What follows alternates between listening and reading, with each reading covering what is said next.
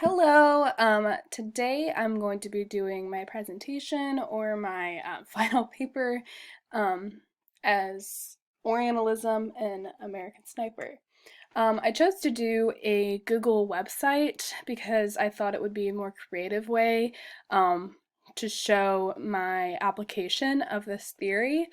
And I think it turned out okay, but I also want to give a little bit of a disclaimer as I am living with a household full of people as well as animals. I apologize for any background music or sounds you may hear. Just bear with me. So, first, I would like to begin with giving some historical context of this movie. Uh, so, American Sniper was directed by Clint Eastwood and stars Bradley Cooper and Sienna Miller. This film captures the story of U.S. Navy SEAL Chris Kyle, who left Iraq as the most lethal sniper in U.S. military history, with 160 odd kills to his name.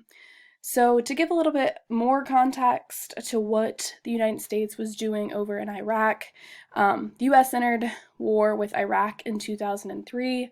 Prior to this, Iraq had been in war for 23 years, greatly impacting their country. Dana Risk-Cowrie argues in her book Iraq in Wartime Soldering, Martyrdom, and Remembrance that war was a form of everyday bureaucratic government and examines the Iraqi government's policies of creating consent, managing resistance and religious diversity, and shaping public culture. So basically, she's arguing that because Iraq has been in war for so long, the whole culture and identity of Iraq is almost completely made of war. And these kids that are born there kind of are born into this idea that they have to protect themselves, protect their religion, protect their people, um, no matter what the cost. So that's kind of some background on that. So for about the movie, American Sniper is told through the perspective of a U.S. Navy SEAL, Chris Kyle. He was painted as a legend in the United States for killing over 100 Iraqis. He's also considered a hero for managing to be an American sniper as well as a husband and father. Throughout the movie, he struggles to balance this double life, and this film captures the war experiences, his struggle with PTSD in a memorial as he passed away at a shooting range after this movie was filmed. I wanted to play the trailer because I'll be referring to it, a scene from it.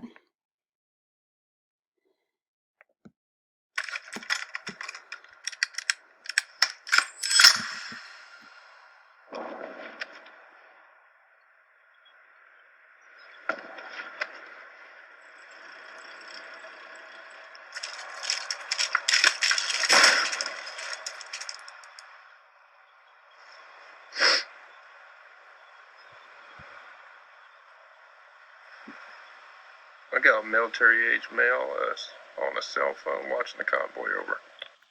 As you can see, Kyle is reporting the instances that he sees as this is his job. If you think he's reporting troop movement, you have a green light. Your call. Over. Maybe he's just calling his old lady.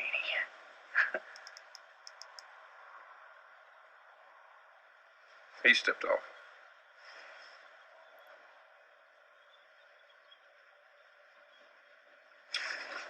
Hold on, I got a woman and a kid 200 yards out, moving towards the convoy.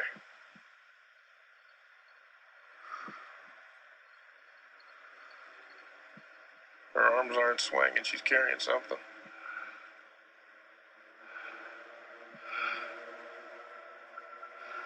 Yeah, she's got a grenade. She's got an RKG Russian grenade. She's saying to the kid. You say a woman and a kid? You got eyes on this? Can you confirm? Negative. Your call. They fry you if you're wrong.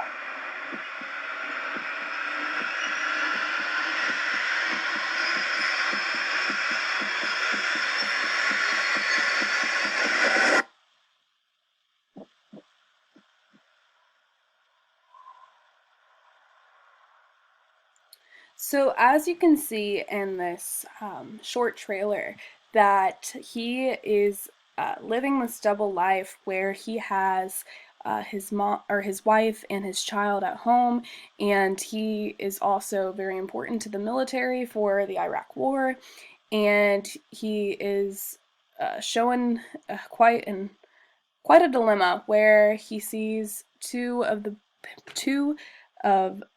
a woman and a child, two of the most innocent people that are seem to be in our society, and he has this choice of to kill this child or to allow his American troops to be killed, which is a horrible thing, and I'll discuss that in a minute as well.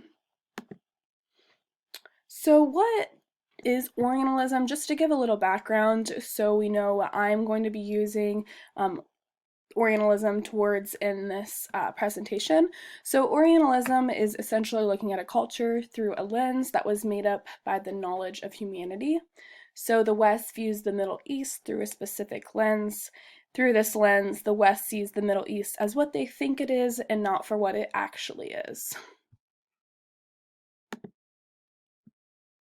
So this is a scene from the movie, but it encapsulates, what the United States, that Iraq looks like, a complete war zone. Obviously, there's a lot of blown up debris. It's gray, sad, don't really know who's living where, looks kind of abandoned, definitely taken, as you can see right here, there's completely broken out, maybe from gun shootings. You can see a car completely debilitated. Yeah, so additionally, where I see it, so when I first gave my presentation of what Orientalism was, I immediately thought of this movie, even though I haven't seen it in forever. But Said focuses on the Middle East when he discusses how Orientalism takes place. So while it is more complex, it is the idea that the West views the Middle East through a lens made up by books, media, news, and politics. So because of this, American Sniper demonstrates a great example of this theory. So from past experiences with Iraq, the United States declared war with them. They were painted as terrorists and killers. Whether or not the statement is true, Orientalism was formed because of it. People of the United States have a fear of Iraqis. They believe their life's purpose is to be killing Americans. This film highlights specific scenes that support this claim. For instance, the scene where the young child is carrying a grenade to kill American troops. Kyle is forced to kill him and is justified because the child would have killed several Americans, even though these Americans took over their homes.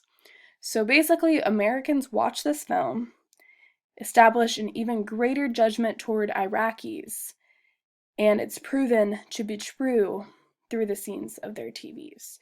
So even the most innocent in this culture, a woman and a child, are proven to not be innocent as the child carries a grenade to kill American troops. So that this idea of Orientalism is attacked because even the most innocent are innocent, and this forces American viewers, to see this and be like, yeah, the Iraqis as a whole aren't good, and any empatheticness towards them is completely annihilated.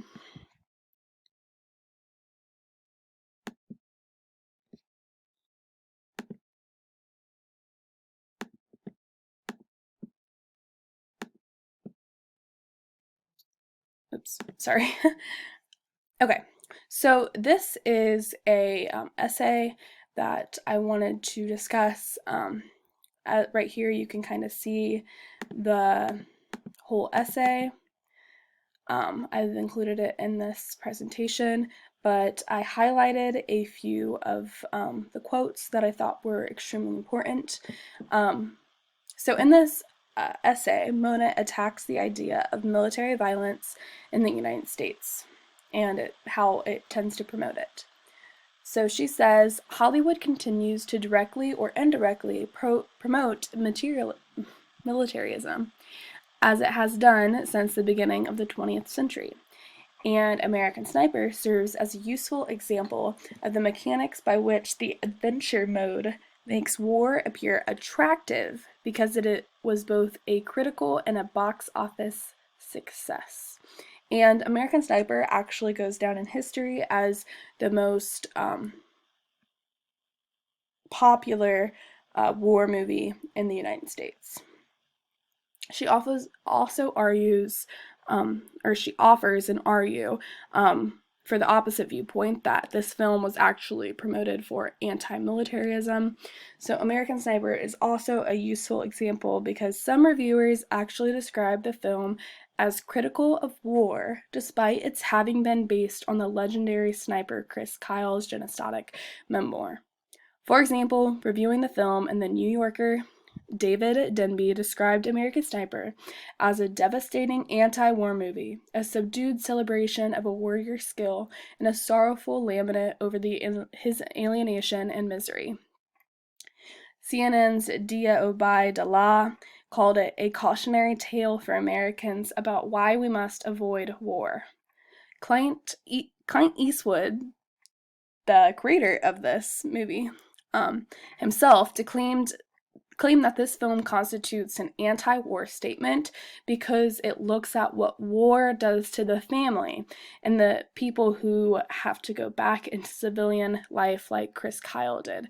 I thought that this quote from Eastwood was very interesting because although he mentions that it is an anti-war movie, if you watch the film, you can see how war is promoted. You see the troops kind of like complimenting each other when they get a kill of an Iraqi. It's, to me, when you watch it, you don't really get that sense of war should be ended. You kind of get it more as like Chris Kyle is celebrated rather than ridiculed. Not saying that I think he should be ridiculed, but I think that Eastwood's statement isn't necessarily accurate. So then she goes back to say, nevertheless, the film hews closely to the adventure mode and fails to demystify or question combat, instead depicting its hero's violence as both moral and potentially pleasurable. American Sniper presents the experience of combat as an exciting battle between forces of right and wrong, and it asks us to feel empathetic pity for its protagonist hero, as well as admiration for his martial feats. So that kind of reinstates what I just said, but through this essay, Monette demonstrates how this film produced a negative viewpoint towards Iraq and a positive viewpoint towards war. This film creates Orientalism because the viewer watches the film, believes it to be accurate, feels empathetic towards Kyle, and then develops a deeper hatred for the Middle East. So they kind of use Chris Kyle's PTSD and his life back home to kind of reinstate that it tortured him to be there, but I don't know. But the United States chose to be there. We went to war with Iraq, and we put our troops over there. Sorry, I'm just looking at time. Okay, so we have about 1 more minute. So Tyler James Reddy's essay, within the story, Eastwood relies on the series of minor narrative borders to emphasize negative stereotypes of Islam, the likes of which said, noted in Orientalism and covering Islam. Both the book and the film post-date Jaqi Shaheen's guilty, Hollywood's verdict on Arabs after 9/11, but they fit quite well with the cringeworthy depictions of Arabs Shaheen finds throughout U.S. media. The film itself is a heavily modified version of the 2012 memoir by Navy SEAL sniper Chris Kyle and authors Scott McKean and Jim DeFelice. In Eastwood's adaptation, Kyle epitomizes the types of righteous, gritty, determined American that Frederick Jackson Turner celebrated in the Frontier Thesis. Though here Kyle finds himself trying to tame an even less hospitable